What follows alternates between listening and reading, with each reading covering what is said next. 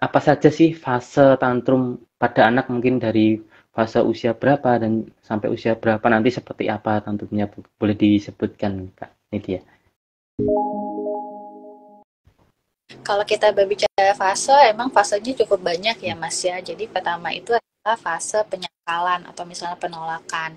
Ini terjadi di awal-awal sekali pada saat orang tua memberikan perintah kepadanya, terus kita kaget, nggak mau. Biasanya dia lakukan adalah pengakuan terhadap takut gitu. Ya udah dia mas aja atau lari gitu ya. Terus setelah itu dia masuk lagi ke fase berikutnya, itu fase kemarahan.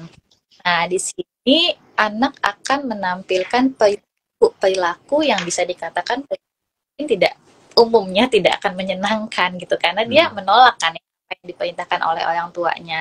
Nah, perilaku yang muncul bisa aja dengan marah, banting badan atau misalnya pukul sesuatu atau melempar barang.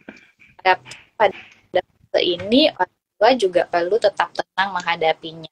Karena sebenarnya perilaku yang muncul pada di fase kemarahan ini yang keliru itu adalah perilaku tapi itu bentuk dari luapan emosi yang sedang dia alami. Nah, kalau kita berbicara tentang emosi, sebenarnya kan emosinya valid ya, Mas ya.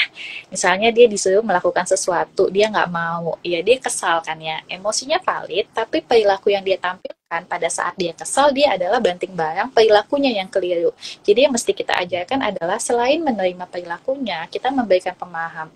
Selain menerima emosinya, kita memberikan pemahaman bahwa perilaku dia untuk menghadapi situasi yang sulit bagi dia itu nggak tepat gitu. Nah, untuk bisa mengajarkan itu semua, pastinya nggak bisa ketika anak di fase kemarahan, nggak akan nyambung gitu loh. Anaknya nggak akan mampu untuk itu.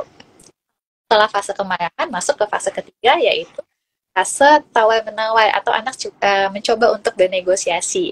Biasanya di fase ini anak sudah lebih ready atau sudah lebih siap untuk berbicara sama orang tuanya.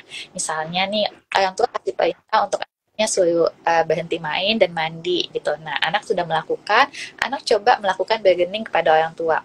Aku udah mandi, berarti aku boleh dong ya main ke depan, main lagi gitu ya. Nah, upayakan fase ini orang tua tetap tegas dan konsisten aturan yang sudah di bukan kita nggak boleh bernegosiasi sama ya tapi ya kan gue tetap firm sama aturan awalnya jadi oke, boleh main tapi nggak lagi mainnya di luar ruangan tidak lagi mainnya di halaman gitu boleh main karena udah mau maghrib mainnya dan kamu udah mandi mainnya di dalam rumah gitu jadi anak juga belajar negosiasi tapi anak juga paham bahwa aturan yang sudah ditetapkan itu dan dia jadi tahu tujuan aturan itu apa sih. Nah, kalau orang tua di Hmm. sini nggak konsisten, anak justru akan bingung nih, Mas. Tadi nggak boleh, ternyata kalau kita negosiasi, hasil ya untuk kayak gitu. Dia juga paham nih aturan dan tujuan itu apa gitu. Nah, setelah masuk ke tahapan ini, kita masuk tahapan ketiga yaitu tahapan kesedihan. Anak di sini pada saat nggak berhasil negosiasi, emosi negatifnya kan muncul lagi ya Mas ya, sedih gitu. Tapi pada saat fase kesedihan ini biasanya perilakunya itu tidak se ekstrim di fase kemarahan gitu. Mungkin di fase kesedihan, kalau di fase kemarahan dia bisa banting badan, lempar barang, teriak, memukul. Nah di fase kesedihan energinya mungkin akan lebih low, terus dia nangis gitu. Nah ini cukup challenging buat orang tua. Kenapa? Tentunya orang tua nggak tega ya Mas ya ngelihat anak gitu akhirnya dulu gitu tapi kembali lagi upayakan tetap konsisten sama aturan yang udah kita buat kali kalau nggak tega ya wajar namanya orang tua tapi justru ini jadikan kesempatan buat orang tua bisa memberikan ruang buat anak gimana dia bisa menerima emosi sedihnya itu gitu lah karena Hmm. sebenarnya Hmm. cara emosi, emosi itu nggak ada yang buruk ataupun emosi itu nggak ada yang salah gitu.